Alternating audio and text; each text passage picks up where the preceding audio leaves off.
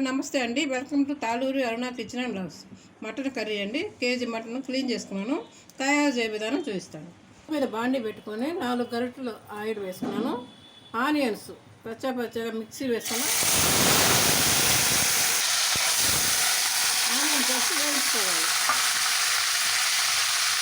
పచ్చిమిర్చి బాగా కట్ చేసిన పచ్చిమిర్చి వేసుకోవాలి. ఆనియన్ పేస్ట్ పచ్చగా వేసుకున్న మిక్సీ వేసుకున్న పేస్ట్ దోరగా వేయించుకోవాలి. పచ్చిమిర్చి అవి 2 ఆకులు 2 లవంగాలు 4 చెక్క.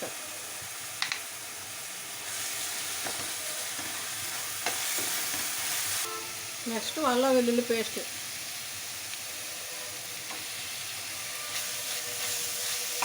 పచ్చి వాసన పోయే వరకు ఫ్రై చేసుకోవాలి. 1 స్పూన్ పసుపు. మసాలా బాగా వేగిందండి. ఇప్పుడు క్లీన్ చేసుకున్న మటన్ ముక్కలు వేసుకున్నాం.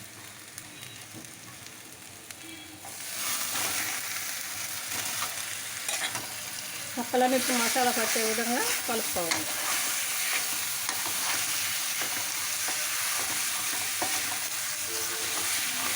ఇప్పుడు కట్ చేసుకున్న టమాటా ముక్కలు వేసుకోవాలి. కర్రీకి తగినంత కళ్ళుప్పు వేస్తున్నాను. మూత పెట్టేసి ఒక 5 మినిట్స్ స్టవ్ మీద ఉంచాలి. ఓపెన్ చేసి చూద్దాం. మటన్లో నుంచి వాటర్ అంతా బయటకు వచ్చేసిందండి. మంచి స్మెల్ వస్తుంది.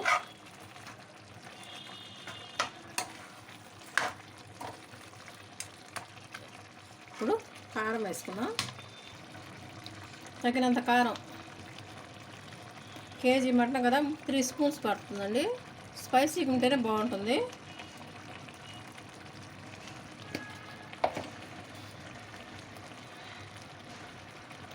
ధనియాల పొడి 1 స్పూను.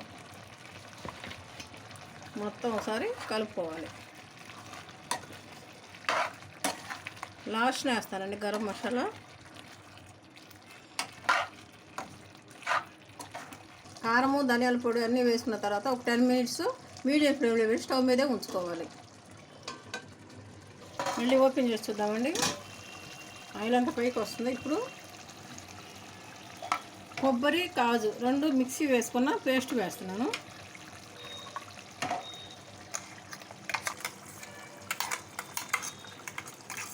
కొబ్బరి కాజు పేస్ట్ వేస్తే బాగా టేస్ట్ బాగుంటుందండి. కమ్మగా ఉంటుంది. గ్లాసున్నర వాటర్ పోసుకోవాలి. ఇప్పుడు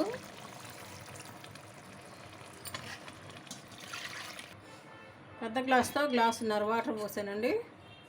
ముక్క మంచిగా మెత్తగా కుక్ అవ్వాలి కదా, మొత్తం కలుపుకోవాలి.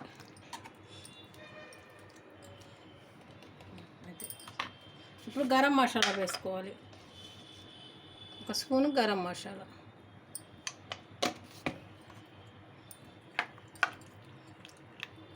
మొత్తం కలుపుకొని ఇప్పుడు మీడియం ఫ్లేమ్లో 20 మినిట్స్ స్టవ్ మీదే ఉంచాలి. అప్పుడు మెత్తం ముక్కగా స్మూత్గా వస్తుంది. చూద్దాం. ముక్క ఉడికిందో లేదో చూసారండి. మెత్తగా ఉడికిపోయింది. ఇప్పుడు కొత్తిమీర వేసుకోవాలి.